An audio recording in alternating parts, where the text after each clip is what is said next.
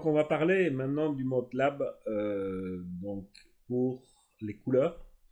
Et pour ce faire, donc, si vous ne l'avez pas encore fait, il faut aller dans mode et passer l'image en couleur lab.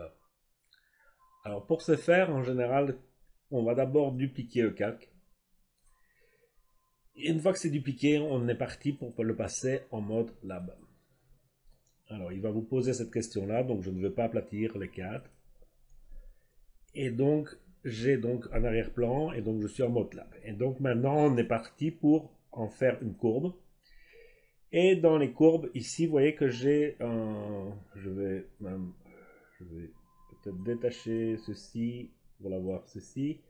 Et pour essayer de l'agrandir un peu plus pour mieux voir ce que c'est. Et vous voyez qu'ici, j'ai des carrés assez serrés. Et vous avez peut-être des carrés nettement plus larges. Et si vous avez ceci, il faut aller dans les options automatiques, je crois. Non, c'est pas ça. Il faut aller dans...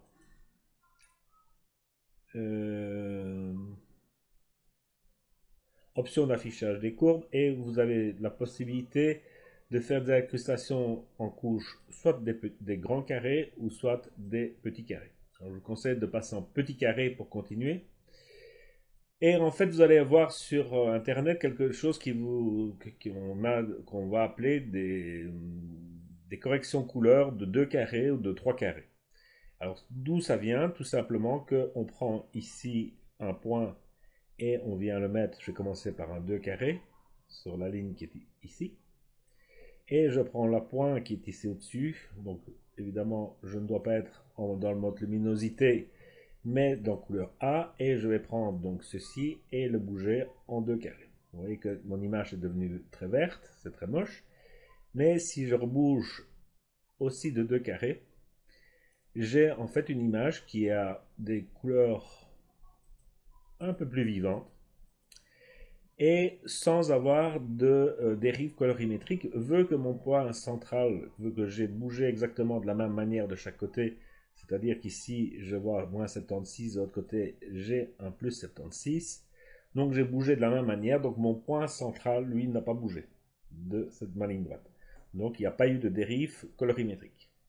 Je fais exactement la même chose avec la couche B.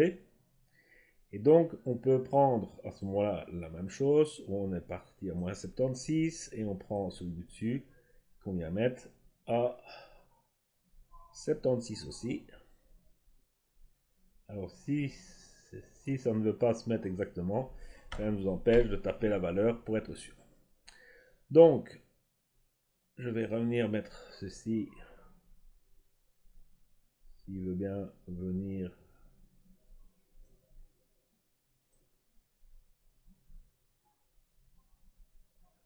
Voilà. Donc j'ai remis mes réglages ici dans les onglets. Et donc on voyait que on a donc une image qui est tout à fait différente, mais sans dérive colorimétrique. Une image avec des couleurs nettement plus pétillantes.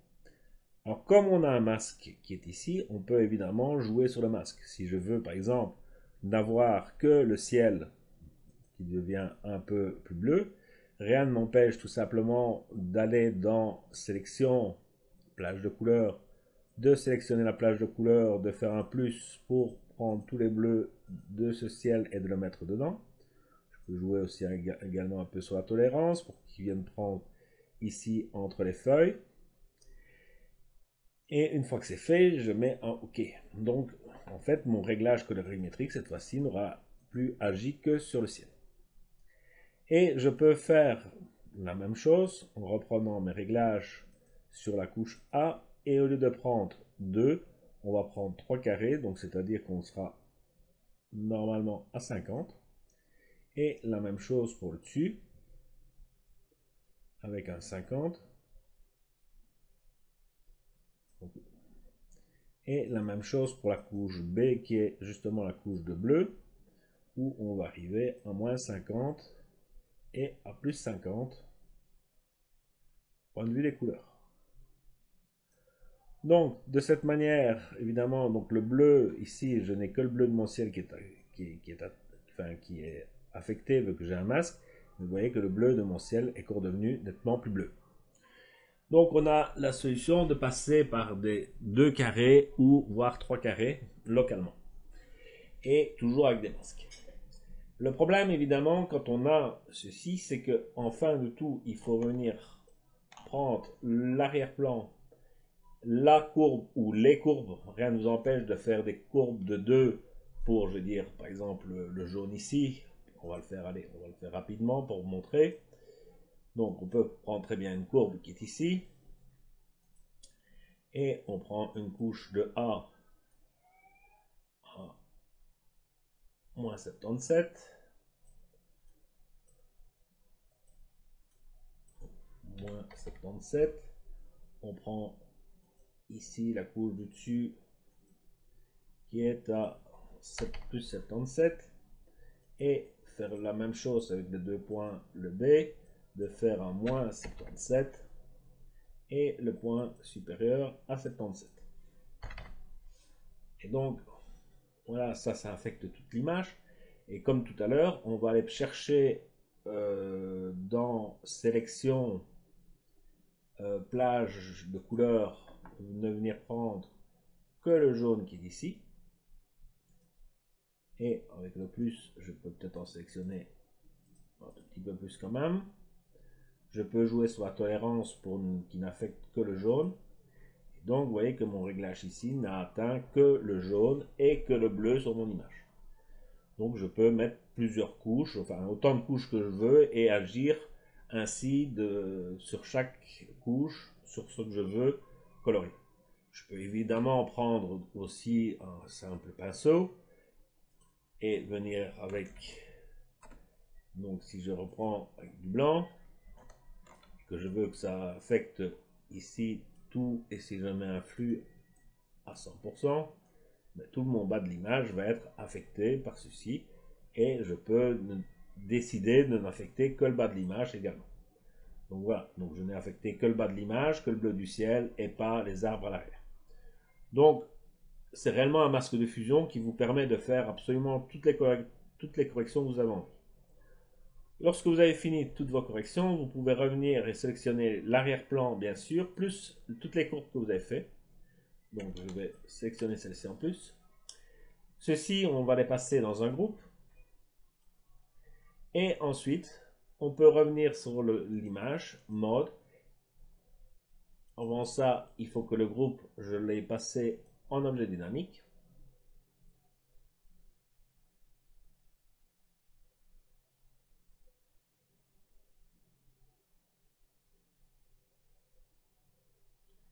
Et donc je peux revenir en image mode et revenir en couleur RGB.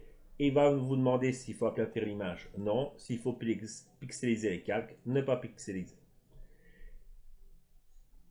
Et donc de cette manière, à n'importe quel moment, si je reviens cliquer ici sur groupe, il va m'ouvrir un groupe avec, dans mon groupe, mon image d'arrière-plan et mes calques de réglage. Je pourrais également, même quand le groupe a été créé, venir tout simplement dans le groupe, refaire une nouvelle courbe.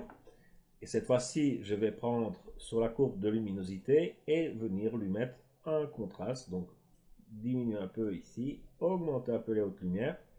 Et donc, de mettre du contraste dans cette image. Et une fois que c'est fait, je ferme mon groupe. Et une fois que le groupe sera enregistré,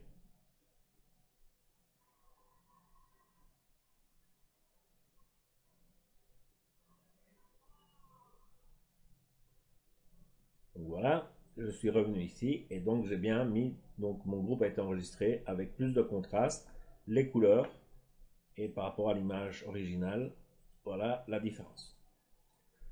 Donc voici donc une manière pour jouer avec les couleurs en MATLAB.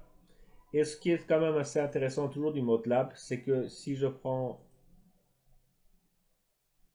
carrément quelque chose qui est RVB, c'est que vous voyez qu'un histogramme, l'histogramme semble qu'on n'ait même pas touché cette image.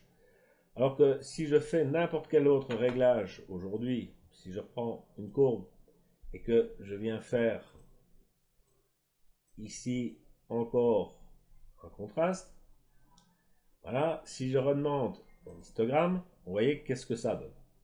Donc ce qui est assez incroyable de cette MATLAB, c'est que même si quelqu'un examine votre photo en pensant, en se disant tiens je vais aller voir les retouches qu'il a été faire dessus, c'est qu'on a l'impression que cette image a été prise directement avec l'appareil sans voir du tout les retouches.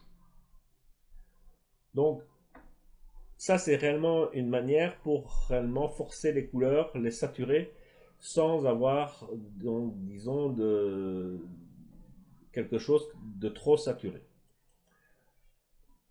Et donc, je vais donner j'ai un autre exemple ici que j'ai fait. Donc voilà le groupe, voilà l'image de départ, voilà la structuration des couleurs.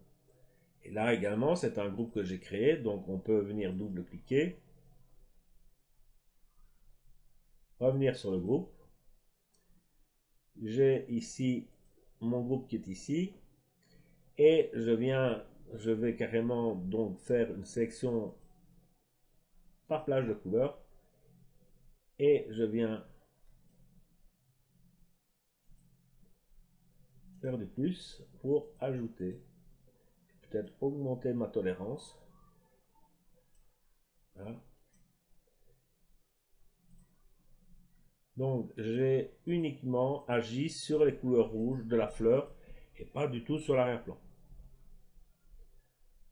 Donc ça c'est une solution. Toujours pour le mode Lab qui vous permet donc de manipuler ces couleurs d'une manière vraiment différente.